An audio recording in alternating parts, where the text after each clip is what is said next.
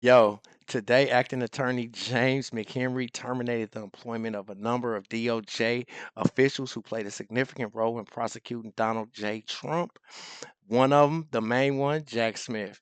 17 other ones were fired. Attorney generals were fired, but Jack Smith was the prosecutor on the special committee. My name is Marcus Russell. Alex W, man. Let's Yo, drain the swamp. he's about to clean the swamp out and take the trash out. I'm Yeah, so excited.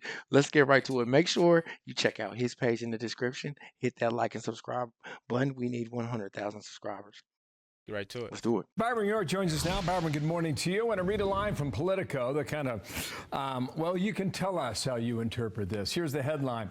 Trump's DOJ already feels like a wholesale politically inspired demolition. Here's the quote. It feels like a nonviolent war. It's just wild. Everybody's sitting ducks these days, and these people have no power or control of the situation. People are just in a state of shock and devastated. It's unlike anything I have ever seen. So then the question, is it retribution, Byron, or is this the right move under Trump 2.0? Well, as far as these Jack Smith lawyers are concerned, this is an absolutely unique, unprecedented situation. Until very recently, these lawyers were working to indict, to try, convict, and imprison the current president of the United States. And they were privy to the legal strategies of the prior administration to do that. An extremely weird situation.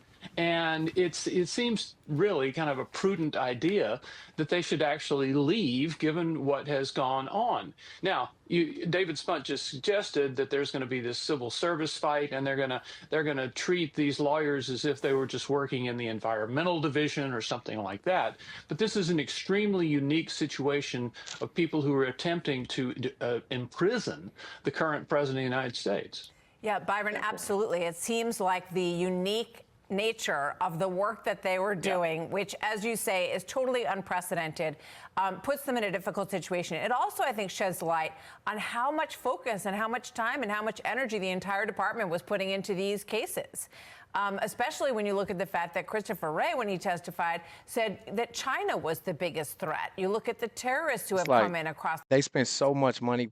First, they made up Our these money special too. committees. Taxpayers. Right, our money. They created these special committees just to investigate him on January 6th, on collusion, so many different things, Yeah. spending millions literally on these special prosecutors. And now, why should you still have your position?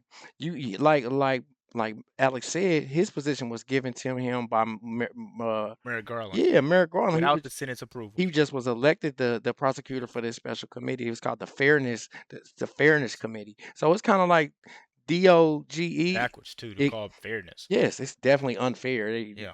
You know you're unfair if you have to call your stuff fair. Yeah. So the DOJ, I think these people over there in disbelief, they didn't really think Trump was gonna do what he did, and his team wasn't gonna do what he did. They just like the deportations, until the pressures apply, you're not gonna believe it, So Man, it's only gonna go up from here, one day at a time. He's draining the swamp. He's showing you how useless these people really he's are. serious, and I'm You know, excited. Get rid of him. he's like this. Step in my office right now. Why? You're You're fired. fired. You're gone. Like that's how bad this one's getting, guys. So bad for them, good for us. We've been waiting for it. We've been trying to call it out. We've been saying it for a long I said it was time. coming. Once Trump gets in office, it's going to look really ugly for the other side. Hey, we're And smiling. turning over a lot of these executive orders, turning Yeah. over, returning a lot of things. He didn't take away Medicaid. Yep. Medicaid's still here. It's a lot of things that were good from the past offices that he's keeping, but like a lot of the bad stuff.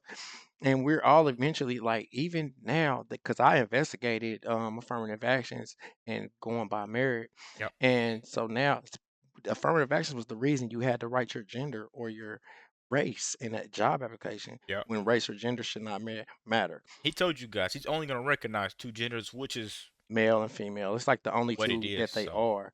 And then you're merit. You know what I'm yes, saying? You're going to hire by merit. I understand that. So that was one of the only things that I had to investigate. Everything else has changed. He's enacting it, and I'm behind it. yeah. Even the We're immigration. standing. Let's keep going, guys, and make sure you guys hit that subscribe button. My channel's in the description. Let's What see he what we got. said. the southern border. And it's pretty clear that they want there to be a very new focus that maybe these folks would not be necessarily geared for.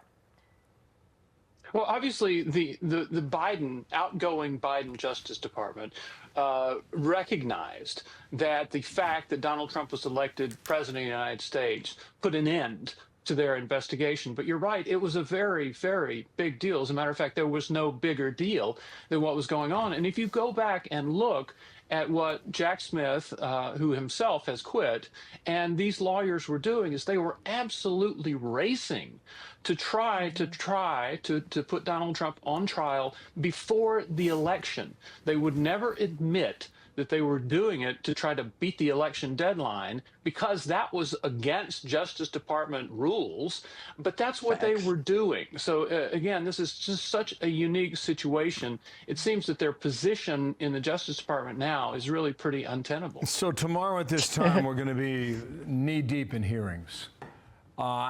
These are some big ones. Robert Kennedy and Tulsi Gabbard and Kash Patel to lead the FBI. Some of the topics that will come up are the following on screen.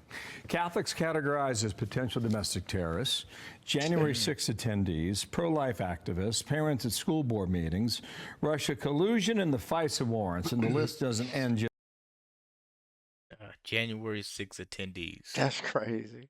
So you already know he's wiping the committee away. Why do we need this committee? Why are we wasting time with these investigations? If Trump wasn't the president, they would still be investigating him and trying to indict him. If you had to be honest, when he says January 6th, what's one name that comes to you? When it comes to the committee? The oversight committee. What's dude's name? Dude, I'm talking about Nancy Pelosi. Oh, Pelosi. Yeah, she. You know, Liz too was a part of the head of the.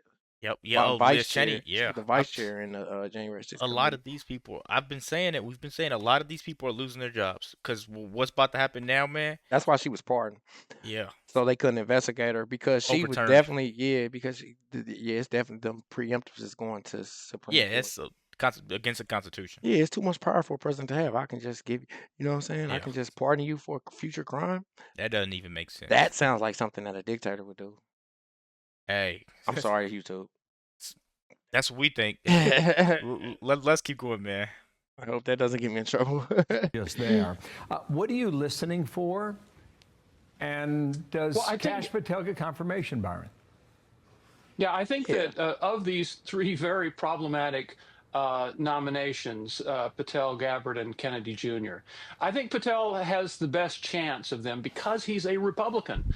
There are a lot of Republicans in the Senate and in the House as well. Doesn't get a say in confirmation, but there's a lot of support on Capitol Hill for Kash Patel. They support what Patel did when he was working for Devin Nunes, when Nunes was chairman of the House Intelligence Committee, because they were investigating this internal probe against Donald Trump, against the Trump campaign that's now become known as the Russia hoax. I mean, Patel was really a leading edge of trying to uncover what the FBI and the Obama administration and the intelligence agencies were doing, targeting Donald Trump and his campaign. So my feeling is there's a lot of Republican appreciation for Patel for having done that, and I think that he'll actually have an easier go of it because he is a Republican, has partisan support, as opposed to somebody like Kennedy, who has irritated some Democrats with his vaccine positions, but also irritated some Republicans with his pro-choice position. So it's a more difficult situation for him, I think. Byron, thank you very much. Lots to look forward to this week. Thank you, Martha. Good to see you. I promise you that's what I respect about Republican Party. A diverse amount, different opinions, and each one of them stands behind their own opinion. I like how they're sticking together too. No matter what's being thrown at them, these people are willing to help and go into something together. You know, that's what I'm taking a lot from this first 8 days. You know, they've been in office.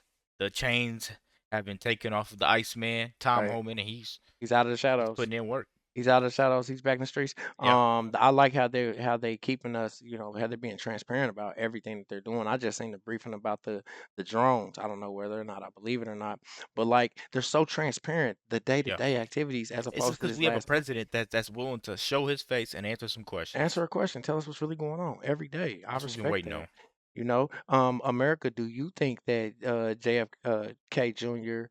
is a good look for America? I don't know. RFK I mean, Jr. Yeah. RFK Jr. I don't know.